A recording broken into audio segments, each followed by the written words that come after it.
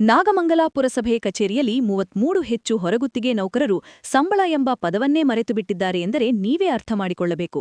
ಕೆಳದರ್ಜೆ ನೌಕರರನ್ನು ಹೇಗೆ ನಡೆಸಿಕೊಳ್ಳುತ್ತಾರೆ ಎಂಬುದಕ್ಕೆ ಇದು ಒಂದು ಉದಾಹರಣೆ. ಪುರಸಭೆಯ ಹೊರಗುತ್ತಿಗೆ ನೌಕರರಿಗೆ ಕಳೆದ 6 ತಿಂಗಳಿಂದ 2 ನೌಕರರಿಗೆ ಮತ್ತು 4 ತಿಂಗಳಿಂದ 30ಕ್ಕೂ ಹೆಚ್ಚು ಜನ ನೌಕರರಿಗೆ ಲಕ್ಷ ರೂಪಾಯಿ ಸಂಬಳವನ್ನು ನೀಡದೆ ಸತಾಯಿಸುತ್ತಿರುವ ಬಂಡ ಗುತ್ತಿಗೆದಾರನ ವಿರುದ್ಧ ನೌಕರರು ಶಪಿಸುತ್ತಿದ್ದಾರೆ.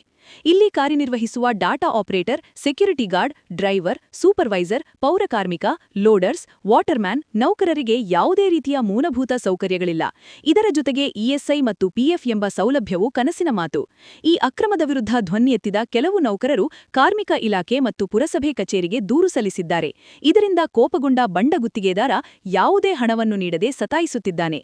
ಇನ್ನಾದರೂ ಈ ಕೆಲ ಹಂತದ ನೌಕರರಿಗೆ ವೇತನವನ್ನು ನೀಡುವವರೇ ಕಾದು ನೋಡಬೇಕು. ಪುರಸಭೆ ಜೆಸಿಬಿ ಡ್ರೈವರು ಈಗ ಮೇಡಮು ಹೆಲ್ತ್ ಇನ್ಸ್ಪೆಕ್ಟ್ರುಗಳನ್ನ ಗಮನಕ್ಕೂ ತಂದಿದ್ದೀವಿ, ನಿನಗೆ ಮಾಡಿಸ್ಕೊಡ್ತೀನಿ ಕಣಪ್ಪ ಅಂತ ಅಂದರು.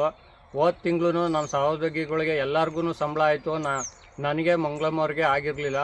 ಈ ಸಲಿನೂ ನಮ್ಮ ಸಹೋದ್ಯೋಗಿಗಳಿಗೆಲ್ಲ ಆಗೈತೆ, ನನಗೆ ಮಂಗಳಮ್ಮವ್ರಿಗೆ ಆಗ್ತಾಯಿಲ್ಲ. ಡ್ಯೂಟಿ ಮಾಡ್ತಾಯಿದ್ರು 6 ತಿಂಗಳಾಯ್ತಣ್ಣ. 6 ತಿಂಗಳಿಂದ ಸಂಸಾರ. ಇವತ್ತು ಯುಗಾದಿ ಹಬ್ಬ, ಎಲ್ಲರ ಮನೇನೂ ಹಬ್ಬ ಮಾಡ್ತಾವ್ರೆ. ನಾನು ಇಲ್ಲಿ ಬಂದು ಕೆಲಸ ಮಾಡ್ತಾಯಿದ್ದೀನಿ ಜೆಸಿಬಿಲಿ.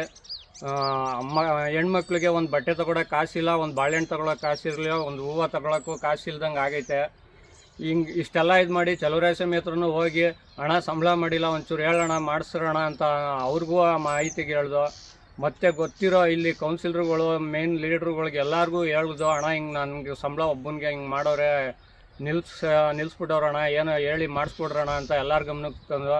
ಮೇಡಮ್ಮು ಮಾತ್ರ ನನ್ನ ಜವಾಬ್ದಾರಿ, ಹೋದ ತಿಂಗಳೇ ನನ್ನ ಜವಾಬ್ದಾರಿ, ನಾನು ಮಾಡಿಸ್ಕೊಡ್ತೀನಿ ಕಣಪ್ಪ ಅಂತ ಅಂದಿದ್ರು. ಅದಕ್ಕೋಸ್ಕರ ಈ ತಿಂಗಳೂ ಸುಮ್ಮನಾದ್ವಿ. ಈ ತಿಂಗಳೂ ನಮಗೆ ಸಂಬಳ ನಿಲ್ಲಿಸೋರು.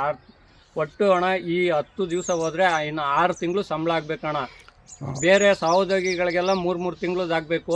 ನಮಗೆ ಹೋದ ತಿಂಗಳದು ಈ ತಿಂಗಳದು 2 ತಿಂಗಳದು ಅವ್ರಿಗೆಲ್ಲ ಮಾಡೋರೆ, ನಮಗೆ 2 ತಿಂಗಳದ್ದು ಮಾಡಿ ಒಟ್ಟು 5 ತಿಂಗಳು. ಈ ತಿಂಗಳು ಸೇರಿದ್ರೆ 6ನೇ ತಿಂಗ್ಳಿಗೆ ಸಂಬಳ ಆಗಬೇಕಣ್ಣ.